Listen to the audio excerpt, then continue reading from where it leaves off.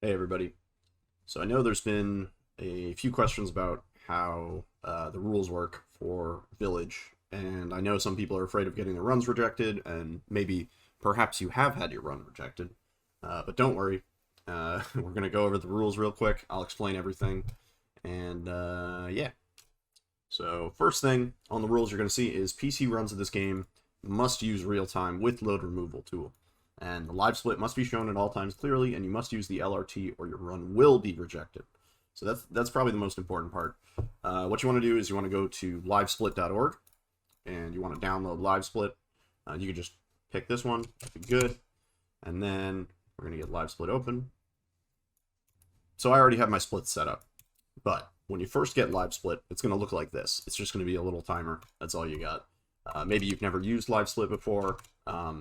So the first thing you're going to want to do is right-click the timer, go to Edit Splits, and this is necessary. You have to do this for Village runs on PC because this is the only way to use the LRT or load time removal.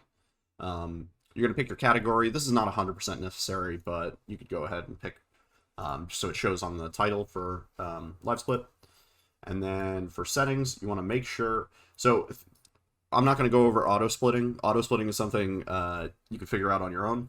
But basically, you're going to want to create splits and check off the splits that you have here in the auto splitter section. But you don't technically need to do this.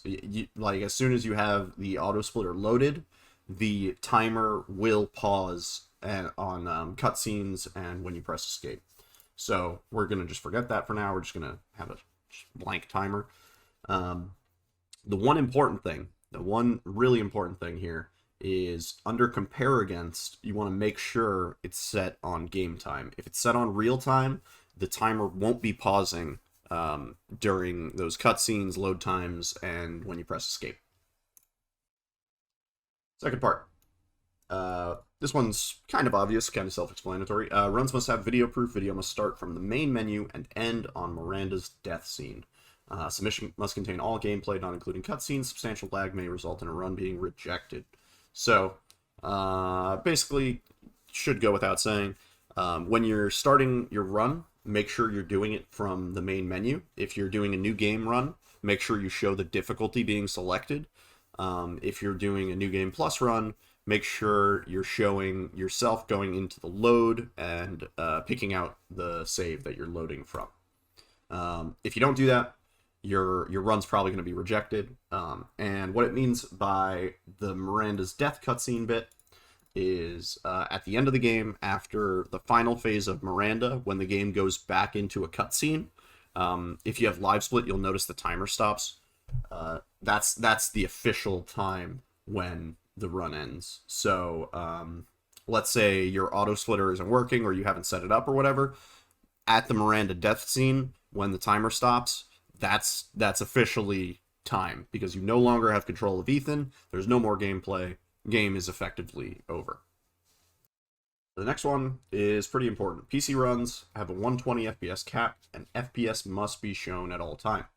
So you may use RevaTuner to cap your FPS manually and cap to anything under 120, and you may pause the game to change FPS for tactical purposes. Okay, so first thing you're going to want to make sure you do is under display, down here where it says frame rate, make sure this is set to 120. You don't want it to be on variable. Not at any point during the run should it be on variable. If it is on variable at any point during the run's probably going to get rejected.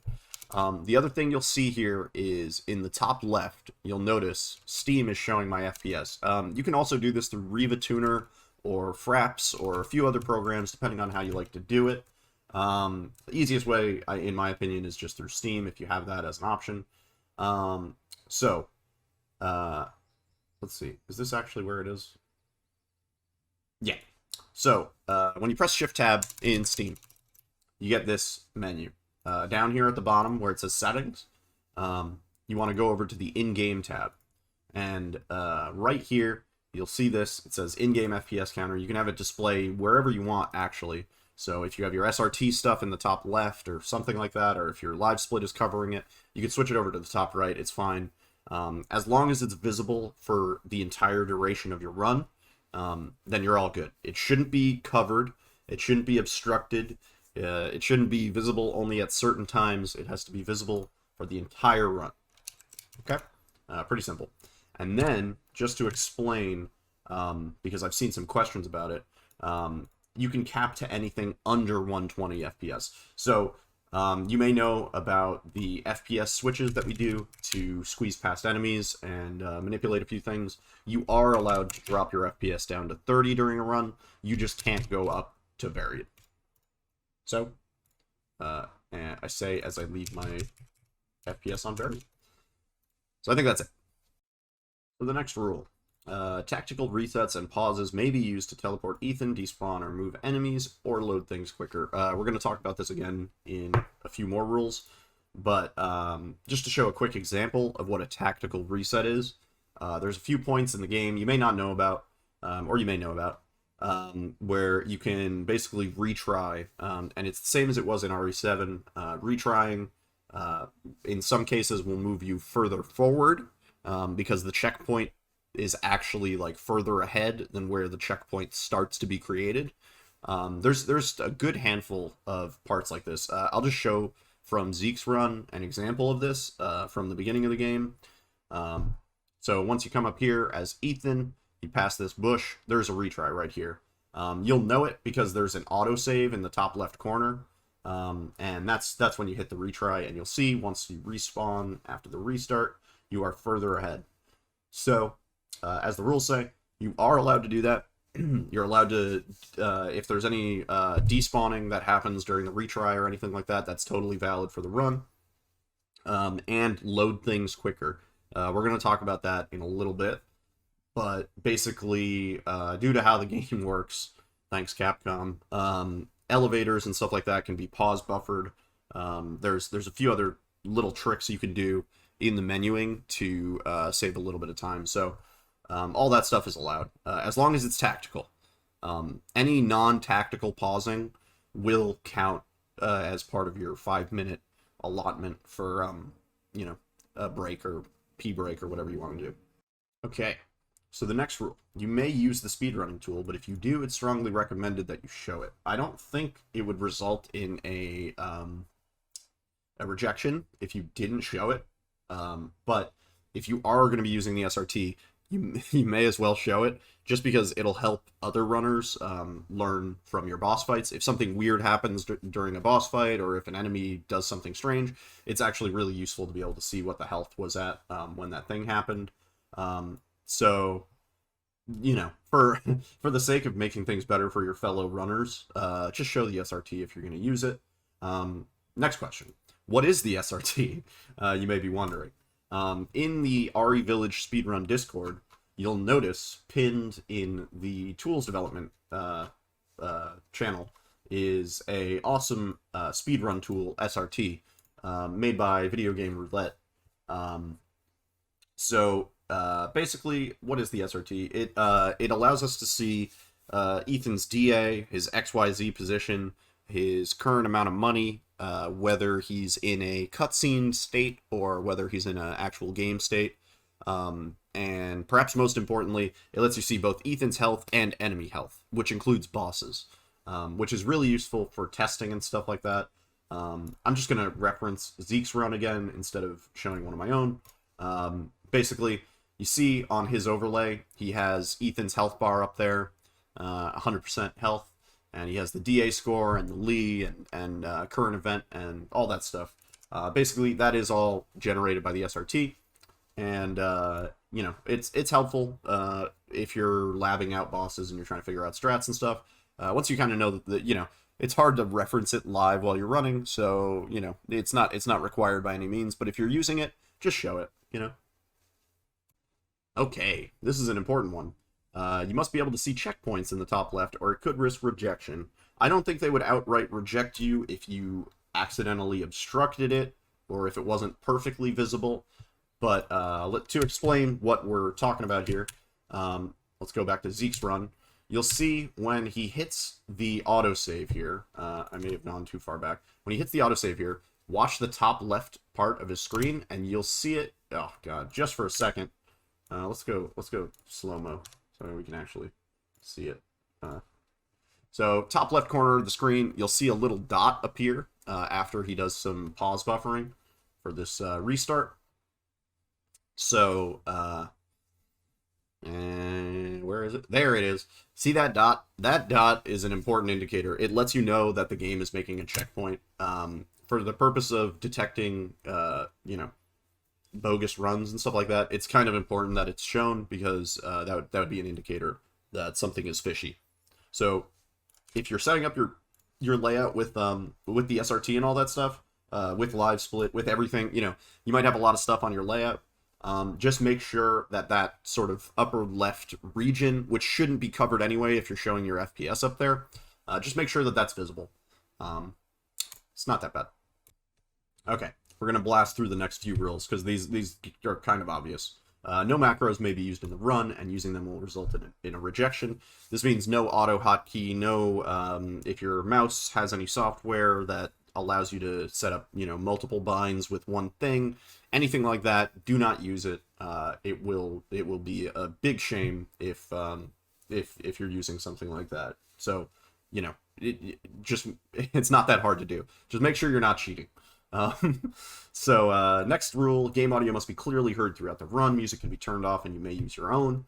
Be warned, if the game cannot be clearly heard over the music, it will result in a rejection. If your run has portions that are muted due to copyright music, your run will be rejected. So what this means is you can turn down the game audio. You can adjust it to your preferences.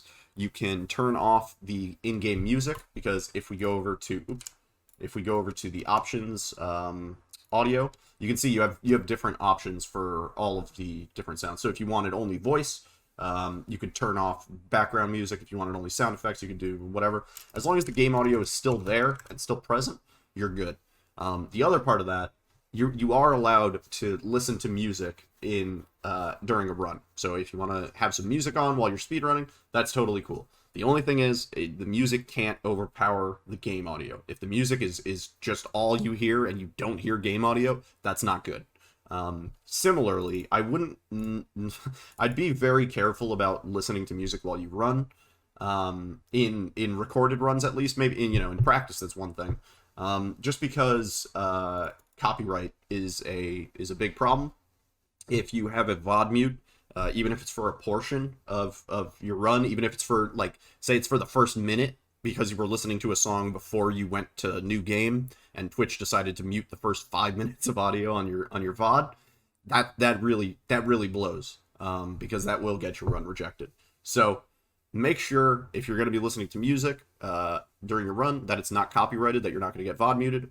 And just to be on the side of caution, because you don't know what might end up in the copyright detection down the line, I would say, just if you're listening to music during your run, have it very quiet. If you know how, you can actually record your run separately through OBS and remove the music using virtual audio cables or something like that. So just be careful. Don't get your run rejected due to mute. Mods are banned, with 2 exceptions. So in most speedruns, you would say, yeah, no mods, obviously. Everything has to be vanilla. Because of the way that the game is kind of jank, thanks Capcom, we had to make a few concessions. So the No Flies Daughters mod removes the flies at the daughters. As I think everybody knows, the flies at the daughters cause a lot of lag. It sort of doesn't matter what kind of computer you got. It's just a very laggy section. The one downside to this mod, and if you want to install this mod, you just go to the Nexus mods link. The one downside to this mod, it also removes the mods at the flies at Lady D. So if you're playing in Village of Shadows and you're having to deal with the flies that she sends at you, you're not going to be able to see those. So it's just, kind of sucks. You can deal with it. The other mod that's allowed is the Squirrely's FOV mod. You may have noticed that there's no FOV slider in Village for some reason, and the default FOV is 81 when you're not aiming down sights, which is it's pretty narrow for a game like this. For comparison, 7 had FOV from like 90 to 120 or something crazy like that. So you are allowed to use Squirrely's FOV mod. Similarly to the Nexus mods, make sure you're using the mod that is listed here. Don't go download another mod. There are certain trainers and certain other mod packs that will manipulate other things in the game that we don't want to manipulate, and having mods like that will get your run rejected. So if you want to be sure, I would recommend going directly to the Discord. Squirrelies, I assume, will be updating this link as new releases come out. So just make sure if you are using these two mods, you're using the correct ones. Don't get your run rejected due to something silly like that. That would be a bummer. Okay. Here's a big one. Pausing the game to move your cursor to the correct inventory key item is banned. So what you can do, and you may not know about this in game, is you can position your cursor in a spot before an interaction. It's kind of janky, kind of busted, but because we use the cursor in inventory in a lot of cases, so here's a good example. So when I go to examine this, right, if I press escape, I could move my cursor to a spot where I know the next key item is going to be. So when I hit examine, I'm already moused over whatever key item I want to be on. That specific thing that I just did is not allowed. You cannot do that. I mean, it presents a really crappy scenario, because then you would have people pausing before every interaction, getting their mouse position, and then going into the interaction. It would just be kind of lame. So even if you've realized that you can do that, and that is a thing, do not do that in a run. It will absolutely get you rejected. Similarly, you can do the same thing for the inventory, technically, if you know where an item's position is going to be in your inventory, because your mouse keeps its position every time you go in and out of the inventory. So if I knew an item was going to be here or something in my inventory, then I could theoretically position it in escape, go like this, and then it's already moused over. Don't do that. That is not allowed. It's cheesy, and it's kind of against the whole idea of speedrunning, I think. Anyway, you may pause buffer to load in items, drawers, and to load doors / elevators faster. This is unfortunately a thing in Village. So there's a lot of examples of it. Some of them I don't even know. But a lot of item pickups throughout Village can be buffered by pausing. And this is allowed. So I'm just going to get to a portion of that in Zeke's run. Shoutouts to Zeke, by the way. Thanks for this run. Hope it's okay. So basically, let's go to the Louisa part. So basically, what you can do is, before certain interactions, there is a delay before you can, like, interact with the item. It happens a lot on items that are, like, in a chest, and items that, there's, like, an initial animation before you can pick up the item. So the first example we're going to see of this is the keys in this drawer. So you'll see right there, he accidentally went into photo mode. So you'll see when he goes to pick up the key, he's going to pause for about like 2 seconds before he goes to interact. So he opens the drawer, and then he opens the drawer and he immediately pauses. Let's see that again. So he runs over, opens the drawer, and then immediately pauses, waits about a second, accidentally goes into photo mode, and you'll see because of that, he's able to pick up the truck key significantly faster. It's like a second or maybe more per interaction that you can do that on throughout the game. That is allowed, and it's something you should probably know about. And there's a lot of spots, like I don't even know all the spots where it works. The other thing, and I don't know if I'll be able to find an example of this real quick. The other thing that you can do in this game, unfortunately, is on elevators, because there's a substantial load that happens during all the elevators. I'm not, maybe you've heard of this, maybe you've seen it. Capcom did a kind of clever, kind of annoying thing where they hid their load times in the elevators. So when you're in an elevator, whether you know it or not, whether you see a symbol or not, you're actually loading stuff. So you're going to see Zeke pause buffering here throughout the elevator. There is a specific spot where you can hit escape, but I've seen some other runners do this where they just kind of mash to make sure that they hit it. There it was. So you'll know you got it when the spinner in the center is a little extra longer. And also there's some input delay before you can get out of the menu. So that is allowed. And it's another thing that, you know, you'll probably want to figure out where these points are for pause buffering for items and for elevators and doors. It's especially a big deal on console. It's not as much of a big deal on PC, although I will mention on 60 FPS, like if you have to run the game at 60 FPS, you really are going to want to learn these elevator and door pause buffers because they save about 10 seconds each. So they are not negligible. They're definitely important. The rest of the rules are pretty much category specific. These should be largely self-explanatory. So new game rules, you have to start from a new game save file. No new game plus or items free DLC may be used. That means no infinite ammo. You cannot buy the gun charm for your pistol. You have to basically go new game and start a game like that. Any items that the Duke is selling that are technically like DLC or new game plus items, you cannot buy. So yes, he is selling the Albert and it's beautiful, but you can't buy it for your new game runs, unfortunately. For glitch runs, you can use out of bounds. For glitchless, obviously, you can't. And the pausing rule. So this is going to be probably more important, I would say, for console users than PC users because we can actually sit during the cutscenes and it doesn't affect our run time.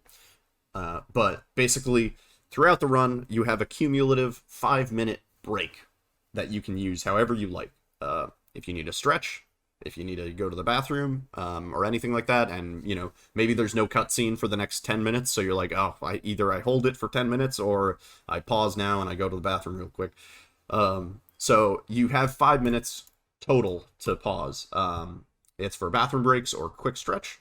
Any abuse is detected, or if you go over the 5 minutes, the run will be rejected. So do be careful. If you've been pausing a lot through the run, just be mindful of it. You don't want to have the mods bust out their stopwatch to try and figure out how long you've been paused. And cutscenes will not be counted towards this 5-minute timer, which means if you wanted to, you could let however many cutscenes you want play during the speed run. You know, personally, I like to keep up the momentum, and I end up skipping most of the cutscenes. But if you wanted to, if there was a cutscene you specifically want to watch, or if you wanted to take a break during, say, the Heisenberg cutscene, which is like a longer cutscene, then you can absolutely go for that. So, yeah. That's all the rules for Village. I hope this video helped some people. If you got your run rejected, don't be discouraged. It happens to everybody. It happened to me. Just, you know, make sure you're following all the rules, make sure you're doing everything above board, and if you have any questions, absolutely come to the Discord and ask first. It's way better to ask and have somebody tell you yes or no, you can or can't do that, than just do it and hope that your run doesn't get rejected. So yeah, happy running, and see you guys later.